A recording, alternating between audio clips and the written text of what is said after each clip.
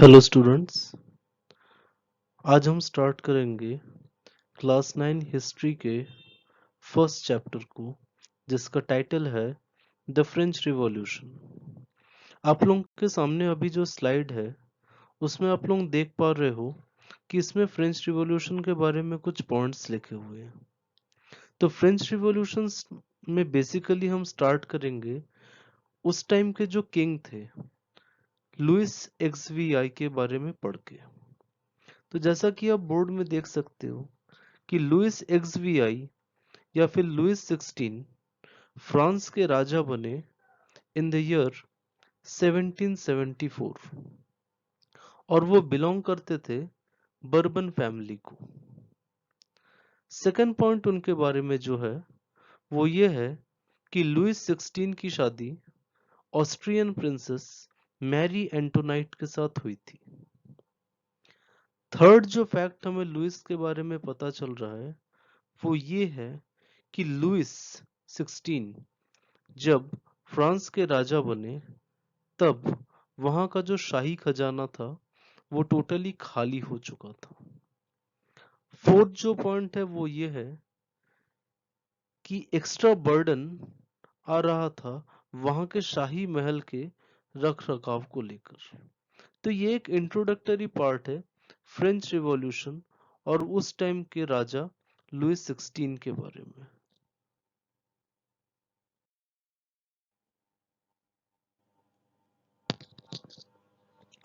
Second slide में हम लोग देखेंगे फ्रेंच सोसाइटी कैसा था 18 सेंचुरी के समय में, या फिर आप बोल सकते हो कि 18 सेंचुरी जब खत्म होने को आ रहा था तब का फ्रांसीसी समाज कैसा था। तो इसमें फर्स्ट पॉइंट ये है कि लुइस 16 जब फ्रांस के राजा बने तब उन्होंने 13 अमेरिकन कॉलोनीज को आजादी दिलवाई। सेकंड पॉइंट ये है, आजादी तो मिली उन अमेरिकन कॉलोनीज को, बट इसका जो बोझ है वो किसके ऊपर पड़ा? फ्रांस के शाही खजाने के ऊपर। अब खजाना तो ऑलरेडी खाली था, तो इस खजाने की भरपाई कैसे करे, या फ्रांस की जो इकोनॉमिक हालत थी या अर्थव्यवस्था थी उसको सुधारा कैसे जाए। इसलिए क्या किया लेंडर्स ने, लेंडर्स का मतलब होता है जो पैसे उधारी पे देते हैं, उन्होंने ब्याज की दर या फिर रेट ऑफ इंटरेस्ट को 10% तक बढ़ा दिया। इसके साथ साथ गवर्नमेंट जिसको ये लोन्स पे करने थे उन्होंने क्या किया, पैसा वसूलने के लिए वहां के जो कॉमन पीपल थे, जो फ्रांस की आम जनता थी, उसके ऊपर टैक्स बहुत ज्यादा बढ़ा दिया।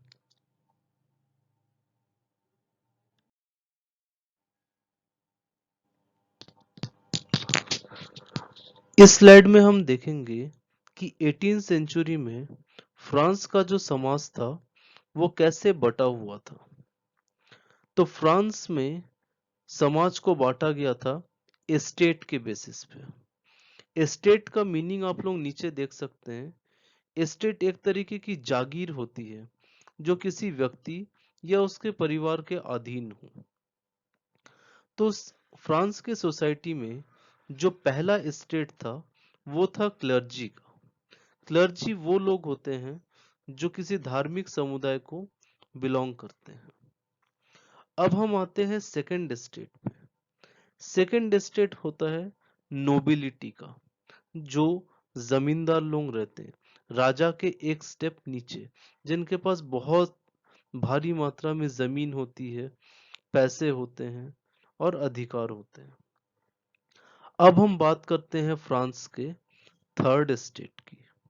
थर्ड एस्टेट में आते हैं मर्चेंट, पीजेंट्स खेती किसानी करने वाले, आर्टिशियंस कलाकृतियां बनाने वाले, लैंडलेस लेबर ऐसे लेबर जिनके पास कोई जमीन नहीं है, और सर्वेंट्स जो दूसरों की सेवा करके पैसा कमाते हैं। तो ये था फ्रांस के 18 सेंचुरी का बुनियादी ढांचा।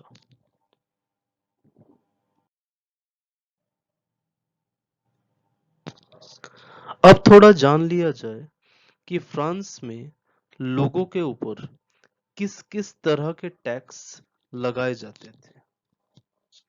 तो पहला जिस टैक्स के बारे में हम लोग पढ़ेंगे वो था चर्च के द्वारा लगाया गया टैक्स, जो कि हर पीजेंट्स मतलब खेती किसानी करने वालों पे लगाया जाता था।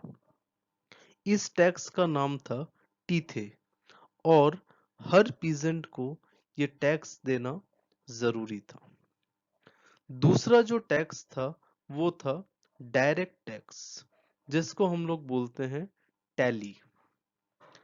इसके बाद में आप लोग देख सकते हो स्लाइड में कि वहां पे बहुत सारे इनडायरेक्ट टैक्सेस भी होते थे और वो डेली कंजम्पशन में जो हम लोग मटेरियल्स यूज करते हैं उनके ऊपर लगाए जाते, जैसे कि सॉल्ट नमक या फिर टोबैको तंबाकू।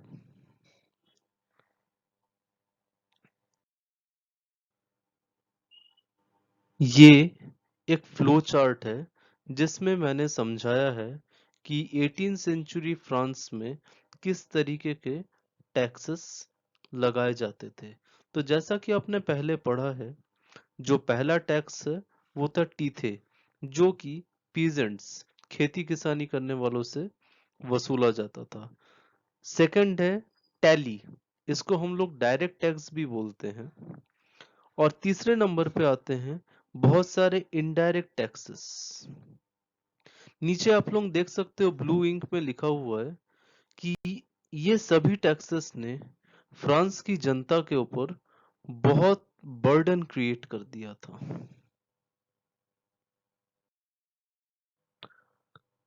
अब गवर्नमेंट ने जनता के ऊपर टैक्स तो लगा दिया, बट इसका आंसर क्या निकला, इसका नतीजा क्या निकला?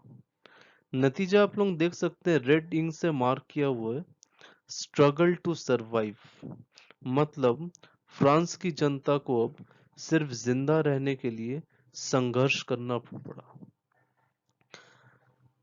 1715 में फ्रांस का जो पॉपुलेशन था 23 मिलियन और 1789 में फ्रांस का पॉपुलेशन हो गया 28 मिलियन। अब इस बढ़ी हुई जनसंख्या का असर ये हुआ कि फ्रांस में खाने की चीजों की मारामारी पड़ गई, बहुत शॉर्टेज पड़ गई फ्रांस में खाने की चीजों को लेकर। सेकंड पॉइंट आप ये देख सकते हैं कि जिस रेट से या जिस गति से खाने पीने की वस्तुओं का प्रोडक्शन हो रहा था वो बहुत कम था। किसके कंपैरिजन में? रेट ऑफ पॉपुलेशन के कंपैरिजन में। मतलब जिस रेट से पॉपुलेशन बढ़ रही थी उस रेट से हम खाने पीने की वस्तुओं का प्रोडक्शन नहीं कर पा रहे थे। दूसरा नतीजा ये था कि शॉर्टेज या कमी होने की वजह से क्या हो गया, वस्तुओं की कीमत प्राइसेस तो बढ़ गए बट उस अनुपात में या उस रेशो में लोगों की सैलरी या लोगों के डेली वेजेस नहीं बढ़े।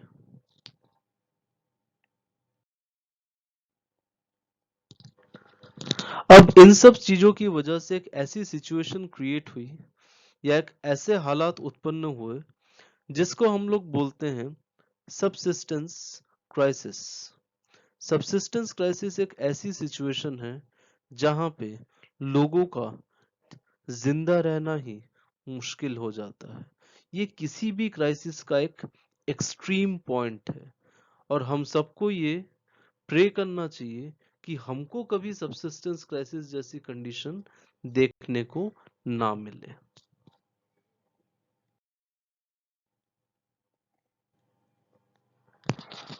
अब 18 सेंचुरी फ्रांस में एक और घटना भी घटित हुई और ये घटना थी the rise of a new class, जिसको मिडिल क्लास या थर्ड स्टेट भी बोला जाता था। मिडिल क्लास को हम आज के डेट में क्या बोलते हैं, आप लोगों ने सुना होगा, मध्यम वर्ग। मध्यम वर्ग समाज का वो हिस्सा होता है जो अमीरों के नीचे रहता है बट गरीबों के ऊपर रहता है। तो 18 सेंचुरी फ्रांस में इस नए क्लास का या नए समाज का उदय हुआ। इस नए क्लास को थर्ड स्टेट भी बोला जाता था। नीचे आप लोग देख सकते हो थर्ड स्टेट या फिर मिडिल क्लास की कुछ खासियत लिखी हुई है। ये जो थर्ड स्टेट था ये पढ़ा लिखा था, एजुकेटेड था। थर्ड स्टेट का सेकंड जो कैरेक्टरिस्टिक है वो ये है कि इनको लगता था कि no privilege should be given by birth. सुविधाएं आपके जन्म के आधार पे नहीं देनी चाहिए। तीसरा इनका जो सोचना था वो ये था कि social position must be allocated according to merit. समाज में आपका जो स्थान है वो आपके जन्म के आधार पर नहीं, बट आपके कर्म के आधार पर, आप में कितना हुनर है उसके आधार पर दिया जाना चाहिए।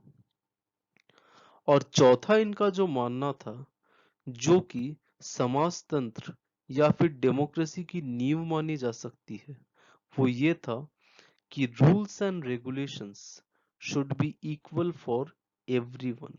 सारे नियम कानून सभी के लिए बराबर के होने चाहिए। अमीरों के लिए अलग नियम नहीं, मध्यम वर्ग के लिए अलग नियम नहीं, और गरीबों के, समाज के निचले हिस्से के लोग जिनके पास उस टाइम पे अक्सर कोई अधिकार नहीं हुआ करते थे, उनके लिए कोई अलग नियम नहीं। अगर अमीरों ने गलती की है तो उनको वही सजा मिलेगी जो एक गरीब किसान को उनके गलती किए जाने पर दी जाती थी।